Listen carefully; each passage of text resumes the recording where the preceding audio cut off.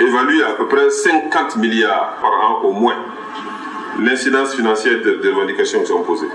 Ça veut dire que ce n'est pas rien. Vous savez qu'au Burkina Faso, jusqu'en 2012 à peu près, la masse salariale, c'est le salaire que le gouvernement paye à l'ensemble de ses fonctionnaires. Jusqu'en 2012, la masse salariale tournait autour de 400 milliards, autour de 340 milliards à peu près. Et lorsque nous faisions le projet de budget pour l'année 2018, les projections pour la masse salariale des fonctionnaires tournent autour maintenant de 630 milliards. Ça veut dire qu'en moins de 5 ans, on est passé de moins de 400 milliards à presque 630 milliards. Et ça, c'est même dépassé déjà.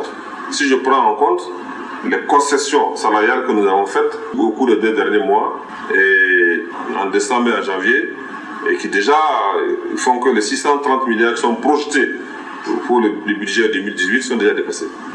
Je ne vais pas entrer dans les détails, mais ça aussi, ça en prend en compte les revendications qui sont posées par d'autres syndicats. Il n'y a pas que le MENA.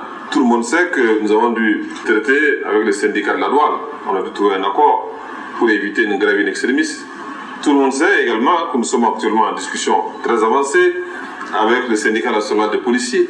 Tout le monde sait également que nous sommes en discussion avancée avec le syndicat de l'administration territoriale. Il y a également des mouvements au niveau des syndicats de l'action sociale. Il y a également des mouvements au niveau des syndicats du ministère de la Culture.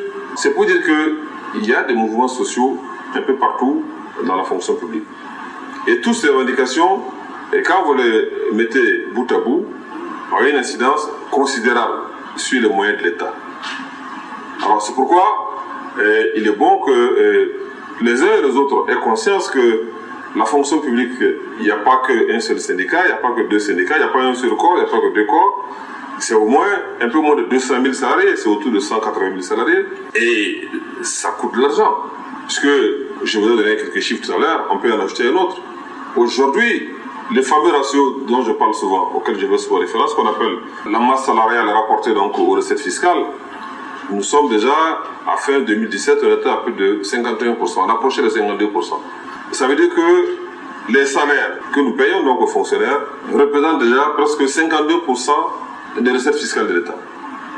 Alors, qu'est-ce qui va rester pour assurer le fonctionnement de l'administration, payer l'électricité, le carburant, payer les loyers, etc. Et voilà. C'est ça la question. C'est pour dire que ce ne sont pas des questions qui sont simples.